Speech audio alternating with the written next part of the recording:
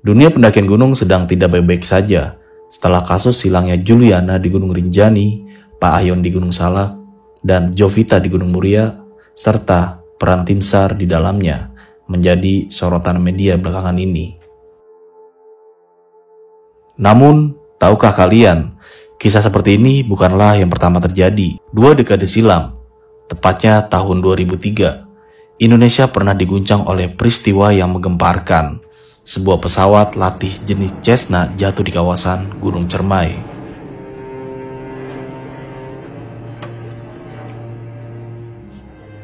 Reporter ya?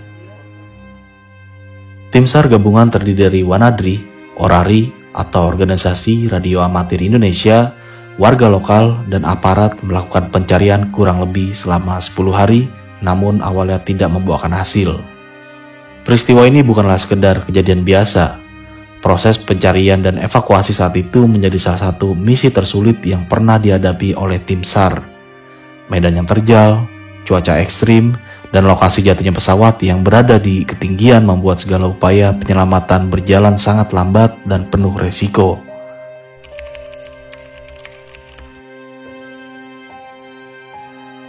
Kami coba cari tahu tentang kejadian satu ini, dan benar saja, banyak berita yang kami temui menjelaskan tentang peristiwa tersebut. Dan di kesempatan kali ini, kami coba menghubungi salah satu narasumber yang dimana ia ikut terjun langsung ke lokasi pencarian.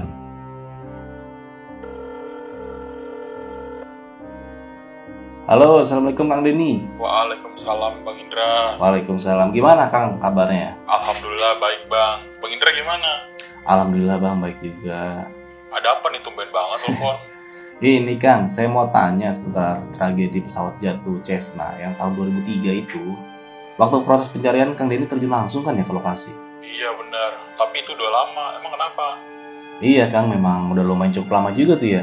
Jadi gini Kang, kita mau bahas seputar peristiwa tersebut dari sudut pandang Kang Denny aja nih. Gimana Kang Denny, keberatan nggak kalau kita bakal ngulas tentang peristiwa tersebut? Kalau Kang Denny bersedia, nanti kita atur jadwal diskusinya tuh. Boleh sih Bang, mau saya. Ya udah Kang Denny, terima kasih banyak nih waktunya. Oke Bang Indra. Oke, iya. Sampai ketemu ya Kang Denny ya. Oke, Bang. Assalamualaikum warahmatullahi wabarakatuh.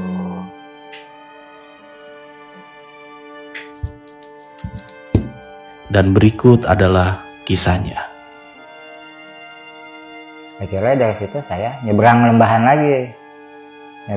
Turun lagi ke lembahan, ke jurang itu. Nah, yang tadinya di bawah ketemunya air, yang di atas itu udah bukan air lagi itu. Aftur, karena aftur itu bahan bakar pesawat.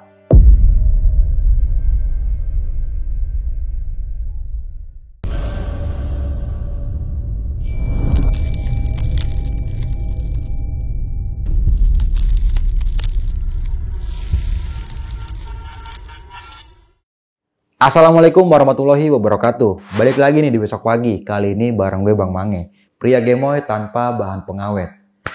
Di tahun 2003 ada kejadian tentang hilangnya pesawat Cessna di Gunung Cermai. Dan di malam ini gue udah berhasil menghadirkan salah satu narasumber yang sempat melakukan proses pencarian pada kejadian tersebut. Untuk lebih jelasnya, langsung aja nih gue sapa narasumber gue pada malam kali ini. Selamat malam Kang Denny. Malam. Apa kabar nih Kang? Alhamdulillah sehat. Sehat Kang ya. Nah, nih Kang, kita kembali di tahun 2003 Kang, yang dimana pada saat itu Kang Denny sempat melakukan atau terjun langsung untuk operasi SAR tentang adanya berita pesawat yang hilang di Gunung Cermai. Yeah. Kita tahan dulu aja nih Kang ya. Untuk lebih jelasnya nanti bakalan diceritain langsung sama Kang Denny sendiri ya. Yeah. Oke. Namun sebelum kita masuk ke ceritanya nih, bagi teman-teman semua yang belum subscribe, silahkan di-subscribe terlebih dahulu. Like, comment, and share. Jangan lupa nyalakan loncengnya agar teman-teman semua nggak ketinggalan video terbaru dari Besok Pagi. Dan bagi teman-teman semua yang pengen menjadi narasumber di Besok Pagi, kalian bisa langsung aja nih, diklik nomor WhatsApp yang ada di bawah sini. Mau nggak mau, suka nggak suka, bahwa hal gaib itu ada di sekitar kita. Tanpa berlama-lama lagi, langsung aja kita masuk ke ceritanya.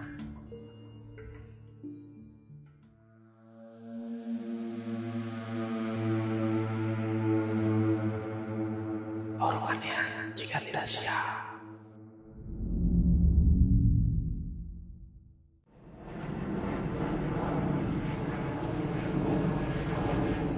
Tanggal 6 Februari 2003, sebuah pesawat latih Cessna 172 PKDCM milik Deraya Flying School lepas landas dari Bandara Ahmad Yani, Semarang, tujuannya ke Jakarta.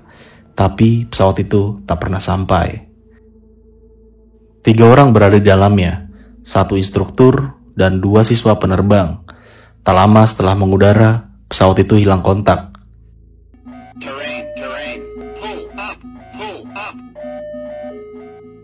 Dugaan mengarah ke satu tempat yang sejak lama dikenal angker dan tak ramah di Gunung Cermai.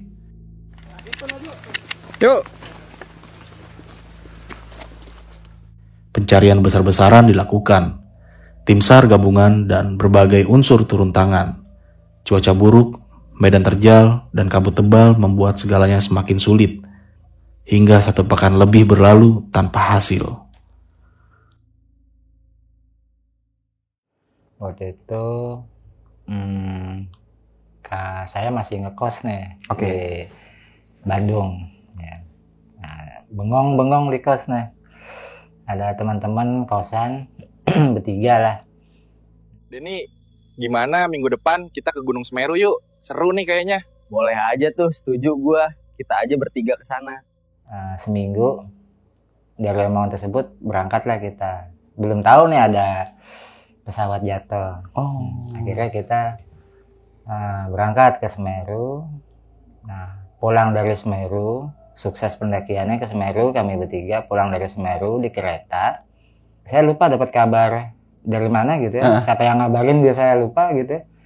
Oh, berarti ini prosesnya waktu di kereta itu nggak langsung ke Bandung pulang ya? Nggak langsung ke Bandung, ini masih dalam perjalanan pulang dari Surabaya. Oh, Mau ke Bandung. Iya. Tapi malah nyangkut ke Kuningan, ke Linggarjati, ke Gunung Cermai.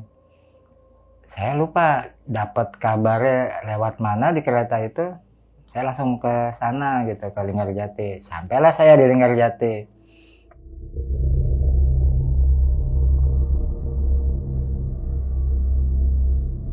Bukan di Linggarjatinya, di Desa Astianegara. Di situ dikumpulin posko SAR-nya. Besar-besaran, ada berbagai komunitas, ada dulu belum ada Basarnas kayaknya. Basarnas kalau nggak salah 2007 baru terbentuk, masih namanya apalah SAR apa di Indonesia. Kita kumpul di situ. Malam pertama itu di briefing oleh komando SAR-nya untuk perencanaan besok. Nah, saya dapat di Punggungan di Desa Cibuntu. Ditambah lagi penduduk lokal sama pecinta alam setempat. Namanya kalau nggak salah anak-anak Akar. Iya, pecinta alam Linggarjati kalau nggak salah deh. Nah, saya sama mereka. Nah, dibekali peta, kompas, HT, logistik, milih yang diperlukan apa, logistik banyak gitu. Nah, sebelum berangkat ada pengumuman bahwa ini SAR lanjutan katanya. Berarti ini bukan hari pertama pencarian ya, Kang? Bukan, ini saya udah masuk di hari ke-7 kayaknya. Itu udah ini. Karena sudah tinggal para relawan dan penduduk aja, sama mapala udah. Yang kayaknya dari pemerintahan hanya polisi yang masih stay di sana. Akhirnya diantarin saya naik mobil polisi itu ke desa tersebut. Nah di Desa Cibuntu itu dibentuk lagi posko lagi di SD Cibuntu itu. Nah di situ baru terbagi beberapa tim, ada yang Punggungan ini semua mengarah ke tebing titik yang diperkirakan pesawat itu nabrak atau terjatuh. Gitu. Kebetulan ada beberapa punggungan, saya ke bagian punggung yang paling kiri. Di sini ada kelompok lain sampai 5 jajar. Nah barulah hari kedua itu pagi kita start bareng semua berangkat.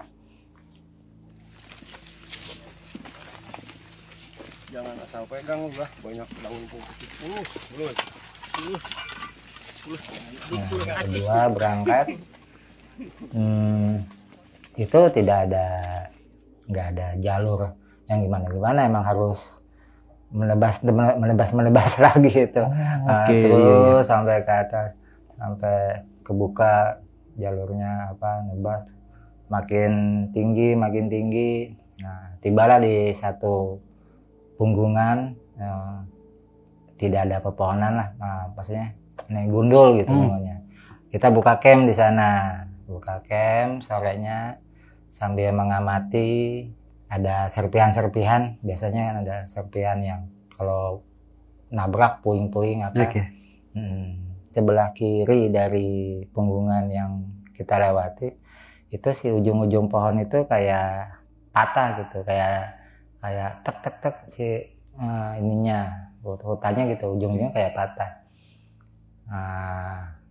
Kemungkinan ya kayak seperti pesawat jatuh mau mendarat paksa begitu. Dirapatin nih pohon itu malam itu sama tim saya, cuman kalau nggak salah nggak sampai 10 orang waktu itu.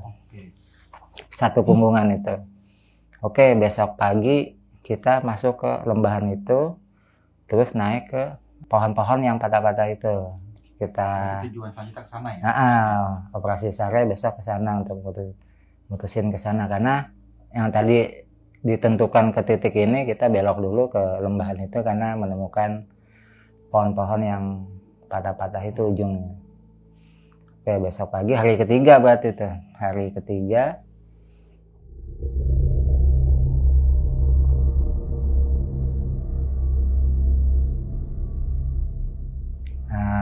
mulailah kita turun ke lembah. Bukan lembah lagi tuh, jurang kayaknya tuh. Soalnya dalam banget ternyata lembahnya. Itu udah turun ke jurang. Nah, sebelum nyampe ke pohon itu, masa sih di Cerme ada air gitu? Setahu saya di Gunung Cerme itu nggak ada mata air. Ini saya nemu kali, Bang, kali kecil. Ternyata ada nih Cerme ada. Udahlah ini di plot aja nih, yang titik ini di peta air gitu. Udah kita lewatin gitu ya. Terus kita naik ke atas ke punggungan yang kemungkinan pesawat itu jatuh di atas pohon-pohon itu nabrak. Nah, sudah nyampe di atas punggungan, pindah punggungan, kita telusurin ke atas di hari ketiga itu. Telusurin ke atas. Ternyata emang tidak ada serpihan, tidak ada menemukan tanda-tanda apa-apa ya hari ketiga itu. Terus sampai ke ujung punggungan, sampai sore itu ngecamp lagi di sana. Belum dapat menemukan hasil. Belum menemukan hasil hari ketiga itu. Ngecamp lagi di sana. Nah, di malam hari keempat itu kan kita cuman bersepuluh nih, sementara yang seru yang lainnya, tim yang lainnya di punggungan sebelah kan. Itu kayak ada orang yang pingin selalu diikutin. Jadi kalau saya nengok ke sini, si orang itu hilang, kejar. Jadi kayak dia pingin nunjukin sesuatu tapi malu-malu. Padahal ini nggak ada orang. Oke lah, dalam situasi itu semua diterima, apapun petunjuknya, mau ini kitanya niatnya baik, emang mau membantu, oke kita ikutin. Kalau emang tuh sosok itu mau membantu ya. Malam keempat, dikejar, tidak pernah ketemu, tapi dia selalu menampakkan selalu belok gitu. Ada pohon dikit langsung set belok. Kita kejar ke pohon itu nggak ada. Kita belum ngeliat lagi di situ tuh, set dia belok. Oh oke gitu.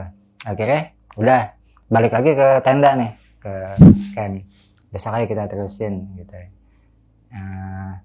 Hari keempat pagi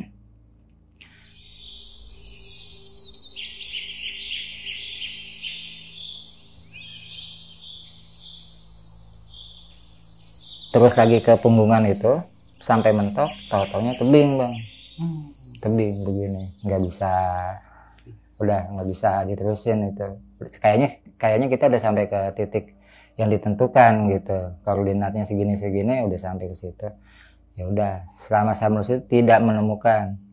Akhirnya dari situ saya nyebrang lembahan lagi. Nyebrang lembahan, turun lagi ke lembahan, ke jurang itu. Nah, yang tadinya di bawah ketemunya air, yang di atas itu udah bukan air lagi itu. Aftur, karena aftur itu bahan bakar pesawat. Bahan bakar pesawat. Ada sebaskom kecil ya, di batu-batu begitu. Nah, ya itu disangka air udah mau diciduk kan, ternyata dicium aftur itu bahan bakar. Soalnya beda lah gitu, bukan pertalite, bukan pertama bukan tidak beda. Kira dibawa itu, dibawa. Nah udah maju lagi, belum nyampe ke punggungan sebelah nih. Hari keempat masih nyebrang jurang itu masuk. Ya udahlah itu nyium bau bangke. Nyium bau bangke banyak dicari itu bau bangke itu di lembahan itu. Nggak ada, yang ada malah bunga bangke. di Kuningan banyak, saya juga bingung kok di Cerme ada bunga ginian. Setahu saya ada di mana, di pulau mana gitu, bunga rafflesia kan. Lah kok ada di sini gitu. Dan itu nggak satu, ada beberapa meter ada lagi satu, di sini satu, dan itu ternyata bukan bangke. Nah, bunga bangke kita lewatin. Hari keempat itu seorang sosok itu datang lagi, menampakkan diri lagi. Ini agak deket, jarak 20 meter, seset bunyi gitu kan. Kejar lagi sama kita nih, nggak ada lagi.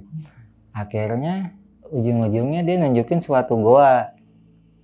Ada goa sedikit, nggak tahu bekas apa, tapi isinya tulang. Itu kalau di ekspos, itu katanya bekas DITI, kata orang sana. DITI, zaman DITI, Kartosuwiryo katanya. Nah, banyak, bukan goa walet. Iya, bukan goa walet itu bukan goa yang di yang ada tebing burung. Ya. Iya, tapi emang ada celuk suatu goa di situ, banyak di situ. Dan orang situ juga nggak tahu gitu. Saya tahunya setelah turun diceritain. Udah hari keempat tuh, logistik udah habis, kami 10 orang minta logistik, dikirimlah logistik untuk bermalam lagi oleh SAR, itu tim SAR dari keluarga korban. Itu dikirim malamnya paket helikopter, Bang. Helikopter? Iya, diantaranya helikopter. Kita bikin tanda flysheet di tengah punggungan, diturunin di sana. Batu baterai, makanan apa, itu mewah gitu. Supply berarti Kang ya? Supply. Terus saya boleh balik nggak, boleh tarik mundur nggak? Jangan, bertahan dulu katanya, ini disuplai lagi logistiknya, jadi nggak boleh pulang gitu. Jadi semalam lagi, hari keempat udah keterima logistiknya.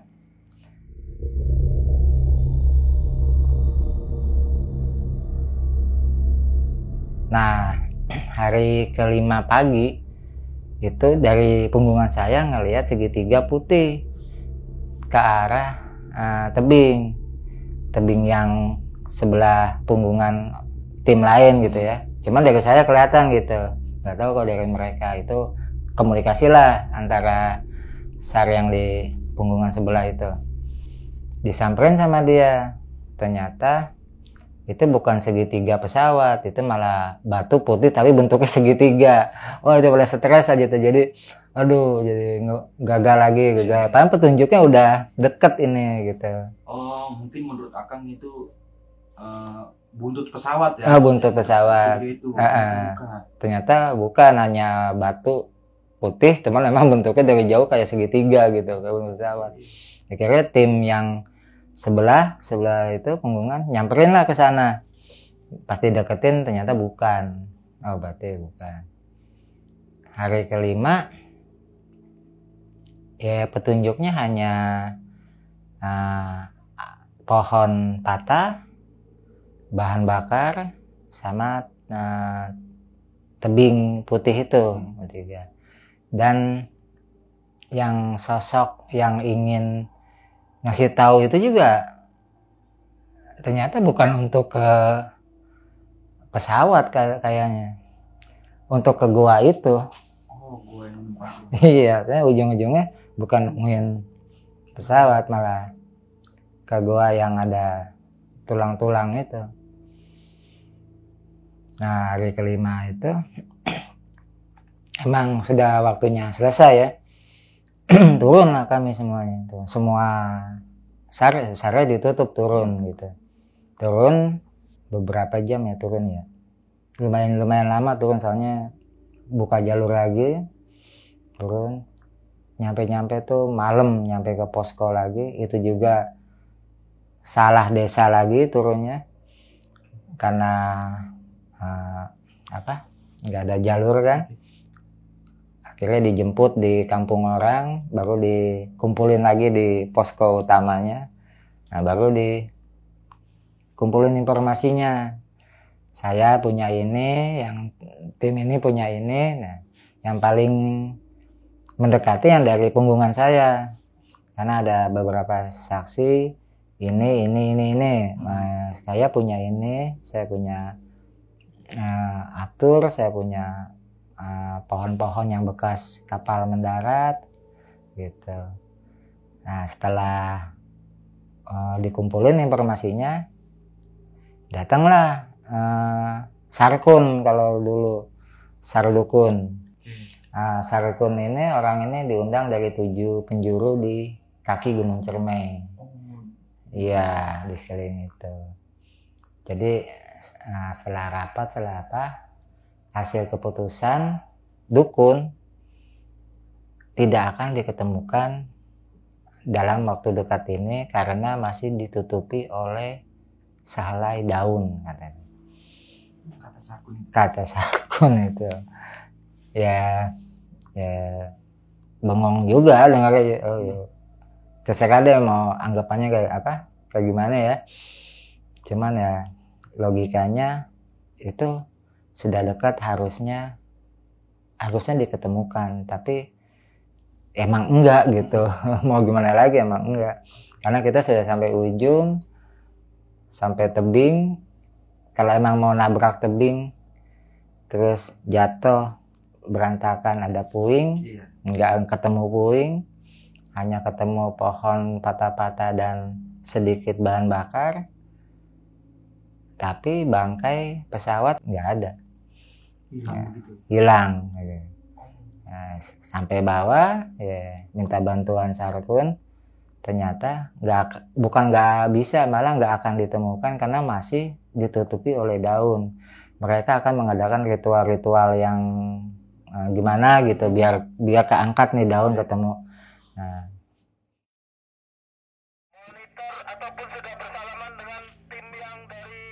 Setelah pencarian yang penuh dengan drama dan membutuhkan waktu berhari-hari lamanya, tepat pada tanggal 17 Februari 2003, Orari bersama relawan menemukan badan pesawat di lereng barat Gunung Cermai, sekitar Kawah Burung, bersamaan dengan 3 korban yang ditemukan dalam kondisi MD. Evakuasi bukanlah perkara mudah. Tim harus menyusuri jalur hutan lebat, menurungi lereng curam, dan membawa korban serta puing-puing pesawat dengan segala keterbatasan. Peristiwa pesawat jatuh Cessna 2003 menjadi pengingat bahwa di balik langit cerah dan indahnya puncak gunung ada bahaya yang selalu mengintai. Dan tim SAR, mereka adalah garda terakhir yang bertaruh nyawa demi menemukan mereka yang hilang. Tanda tanya itu kalau nggak salah bertiga. 1 instruktur, 2 murid. Ya saya sih berharapnya emang diketemukan, ya berharapnya ya doanya ya ketemu, bisa keluarganya bisa melihat, tapi ya ditunggu beritanya simpang siur. Dan ini sampai melibatkan 7 sarkun nih Kang. Iya, 7 titik. 7 titik. Mungkin 7 kuncen Kang. 7 kuncen di lingkar Ciremai. Di seluruh area. Di seluruh area Ciremai sampai melibatkan itu. Tapi mau nggak percaya dari pemerintahan itu ditutup Kang ya. Mungkin kan kalau dari secara pemerintahan itu kan ada jarak dan batas waktunya kan? Ya. Biasanya seminggu tuh Kang. SOP-nya rata-rata seminggu, kurang lebih 7 hari. 7 harian. Nah, setelah ditutup untuk pencarian, barulah volunteer atau pegiat-pegiat alam lain yang ingin ingin membantu. Karena waktu itu emang di sekitar saya yang ada hanya kepolisian sama relawan-relawan pecinta alam Majalengka, Kuningan, Cirebon, dan Jakarta ada juga, tapi secara nasionalnya emang sudah ditutup. Kayaknya waktu itu udah nggak ada gitu. Malah waktu itu yang mimpin kepala desanya. Pencarian pada saat itu. Kepala desa di Setianegara itu, desa itu. Dan ini memakai kayaknya pribadi ya. Sepertinya uang pribadi kayaknya, share. Keren sih. Share keluarga kayaknya. Dan tadi itu sempat dengan spill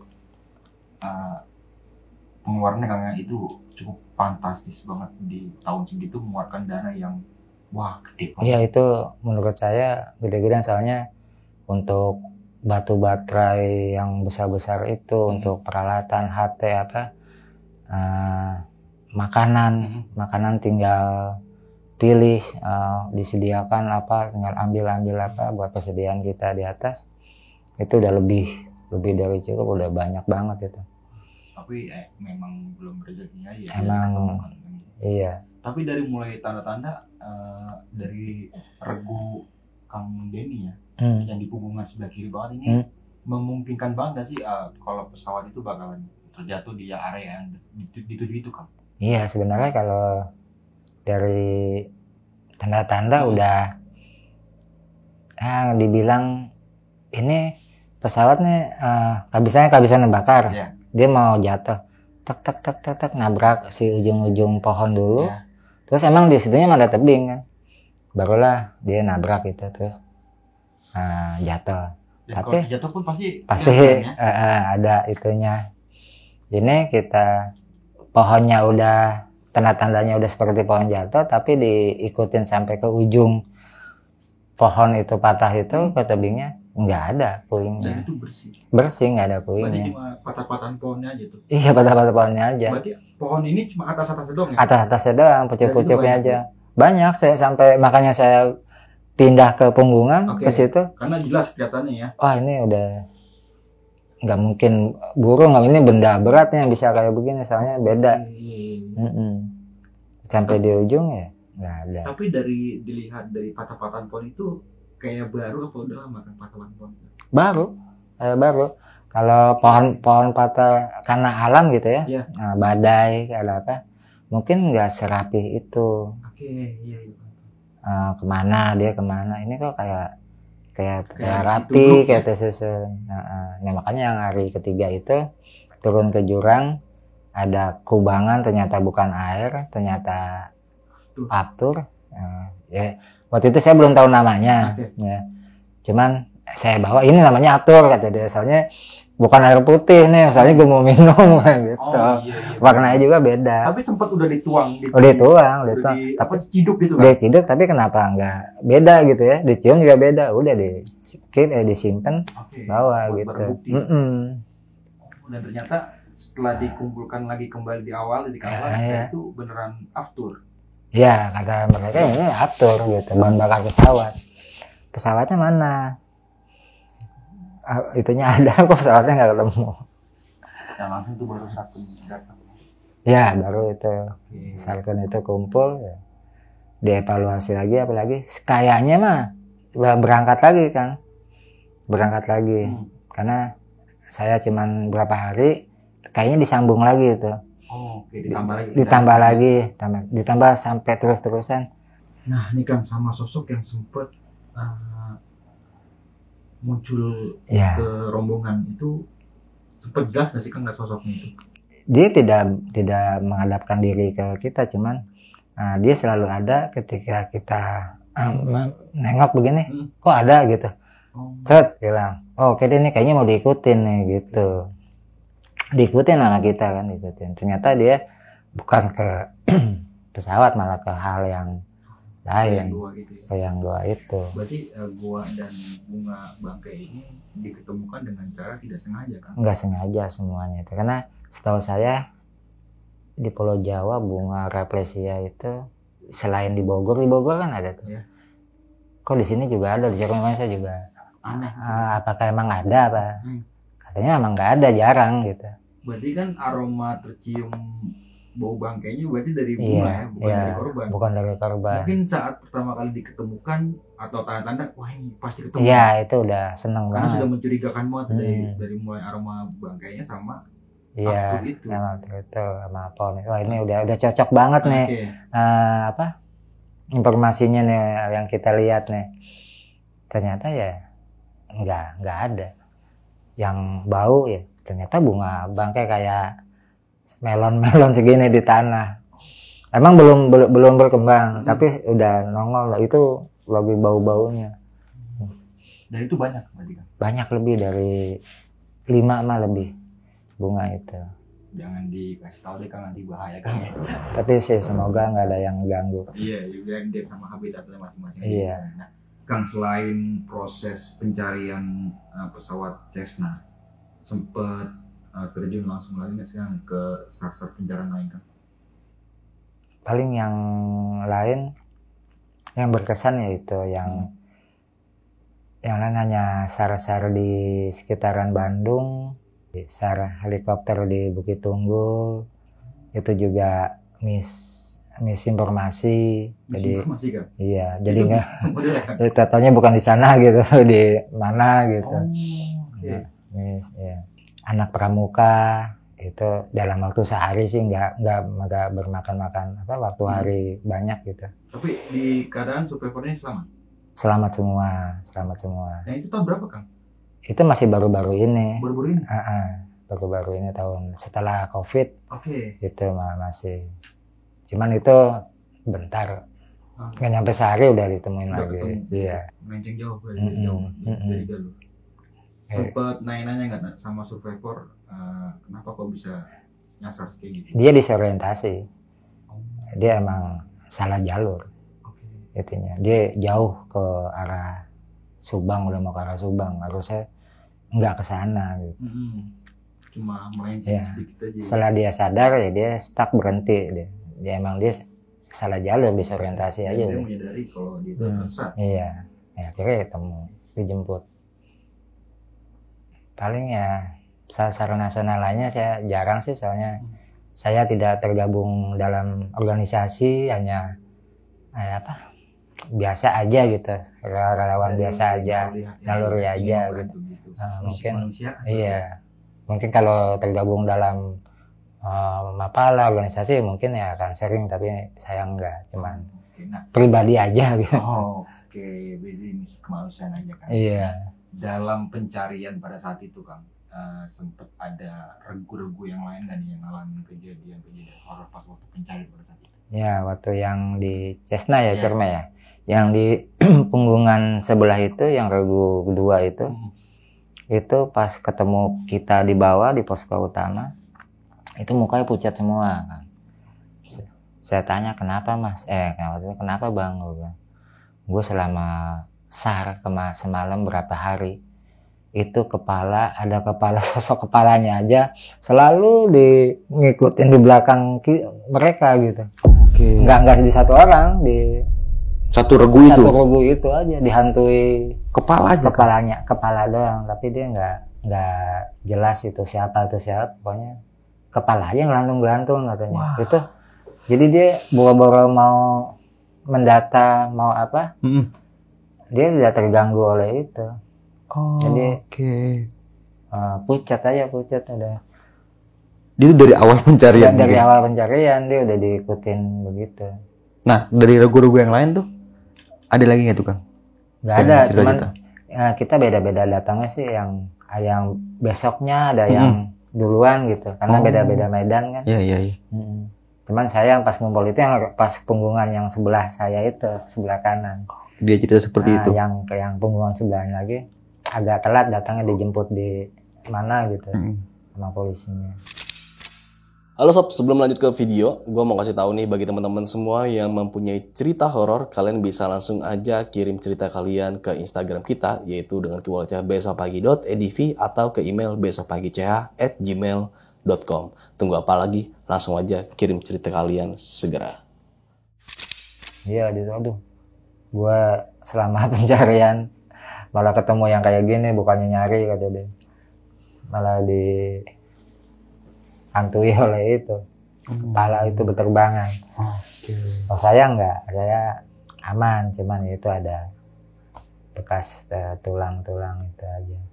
Tapi pada saat menemukan gua yang di dalamnya itu banyak tumpukan-tumpukan tulang kan, itu apa ya pertama kali dirasakan sama Kang Den? Takutkah atau gimana? Nggak berani megang saya, karena saya kalau nggak lagi tujuannya dapat tugasar, mungkin akan saya explore itu. Oke. Tapi saya nggak berpikir itu bekas apa, udah tidak diganggu.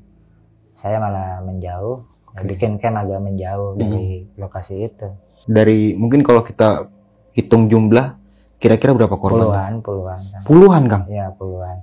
Dan emang tak usah ditebas juga, punggungannya saya itu Gunung Ciremai yang dari Cibuntu itu emang agak enak kalau jalan gitu. Tak usah nebas juga bisa menuju ke sana. Soalnya pas saya turun dari gua itu ke punggungan gua itu turun, enak, saya nebasnya nggak terlalu rapat, nggak terlalu apa, masih bisa diinjak gitu. Tapi indah yang punggungan saya itu. Dan setahu saya masuknya cuman ingat dari desa Cibuntu. Namanya. Di bawah desa Cibuntu itu ternyata sekarang ada tempat piknik, dan saya sering ke sana sama keluarga. Kalau pulang kampung ke Cirebon, kalau nggak salah dulu saya pernah di sini ya. Jadi di Ciremai itu aneh kan.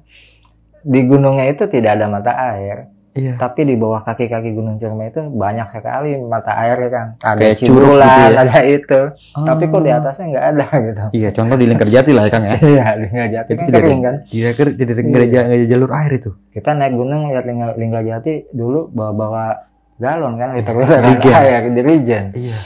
Nah, sementara banyak air di kaki gunung, tapi di atasnya nggak ada. Kenapa tuh Kang? Itu saya nggak tahu tuh. Nggak ngerti. Tapi emang ada kali itu, ada kali. Tapi nggak tahu larinya kemana. Iya. Oke, tapi ketika melakukan SAR seperti itu Kang, sempat ada ngerasa sedih nggak sih kalau kita itu tidak menemukan yang kita cari itu Kang? Iya, itu pasti itu. Jadi ya sia-sia aja kayak pinginnya berusaha semaksimal mungkin, emang harus niat kita baik, kita mau membantu, apapun caranya, apapun rintangannya, dan resikonya besar seperti orang-orang SAR itu. Mungkin kalau tanpa ilmu yang ini nggak boleh kayaknya, nggak boleh ikut sembarangan SAR. Ada prosedurnya seperti apa, SDM-nya seperti apa, baru boleh ikut terjun gitu kan. Karena resikonya nanti malah kita yang di SAR. Ya iya benar, itu kan aneh banget jadinya, tim SAR yang di SAR ya. Iya. Tim pencari yang dicari berarti Kang ya. Memang sembarangan. Waduh, benar-benar. Nah, kalau kadang-kadang tidak berhasil ya sedih aja jadi. Iya. Tapi itulah, mau gimana lagi. Iya. Udah berusaha. Nah ini kan awal mulanya Kang, ini kan tidak tahu menahu tentang berita yang ada di di Ciremai. Di tahun itu mungkin Kang ya, karena kan di tahun 2003 mungkin minim berita, nggak seperti sekarang yang berita sedikit aja udah nyebar cepet ya. Contoh sosmed kayak gitu. Nah di tahun 2003 itu waktu di kereta dari Surabaya mau pulang ke Bandung, itu kok bisa langsung bisa ke Kuningan gitu loh. Belok ke Kuningan. Nah itu dari gimana tuh Kang awalnya Kang? Saya tadi sempat bingung tuh Kang. Kan kalau Surabaya Bandung kan tidak lewat utara. Keretanya itu selatan ya. Kalau nggak salah saya turun di Garut. Oh, oke. Dari Garut karena kelewat yang mau ke dekat Kuningan dari Garut agak-agak dekat ke Kuningan. Itu kayak niat banget soalnya kenapa jadi ke sini tadi itu udah dikit lagi Garut, Cileunyi, Bandung. Iya. Ini udah turunnya sini deh gitu. Kita ke situ aja tuh emang udah nalurinya. Ayo deh ke sana deh gitu. Emang lihat mau bantu kayak gitu ya emang. Toh uang masih ada, logistik masih oke gitu. Kenapa enggak? Ayo ke Ciremai. Nah saya lupa itu di kereta itu dapat informasinya entah teman saya punya handphone SMS apa pager apa zaman apa ya 2003 ya. Pager Zaman-zaman ya? pager kayaknya deh Kang. Apa pager gitu ya. Nah udah lah. Jadi turun Garut naik angkutan umum pindah ke Kuningan balik lagi. Dan di Kuningan sudah disambut udah rame. Udah rame berarti itu Kang. Udah rame tapi rame untuk pulang. Oh, oke. Karena itu jalan akhir ya. Udah akhir. Oke. Mereka udah siap-siap pulang. Mereka pulang ternyata nggak pulang semua, dilanjut lagi. Oke, ditambah waktu lagi. Tambah lagi waktunya keluarga minta dilanjut lagi. Oke, nah nih Kang Denny, terima kasih banyak nih Kang ya. Udah mau menyempatkan diri lagi dan ini menceritakan sebuah proses pencarian salah satu pesawat Cessna Kang ya. Iya. Yang hilang di Gunung Ciremai di tahun 2003. Mungkin sebelum mengakhiri video kali ini punya pesan-pesan nih Kang buat teman-teman semua yang mendengarkan videonya pada malam kali ini. Kayaknya kalau buat orang-orang SAR udah yang pasti sudah berilmu lah. Sudah nggak mungkin dia bisa ikut SAR tanpa dibekali ilmu. Iya. Jadi memang sudah orang-orang pilihan semua di SAR itu Kang. Ya, orang-orang pilihan, orang di bidangnya yang mengenalinya.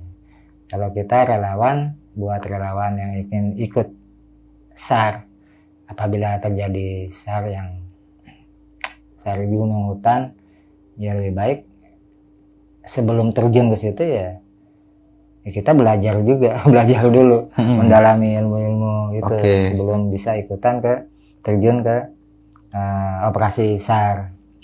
Daripada nanti SAR yang di SAR kan nggak lucu. Nggak bagus juga ya. Malah lucu kayak gitu kesannya. Orang yang mencari malah dicari. Nantinya. Aduh. Emang nggak sembarangan sih, agak susah juga. Memang sudah ada bidangnya masing-masing kan ya gitu ya. Karyanya. Oke. Nah, nggak mungkin itu aja nih dari gua Bang Mange. Kurang lebihnya mohon maaf. Sampai jumpa di video-video selanjutnya. Wassalamualaikum warahmatullahi wabarakatuh.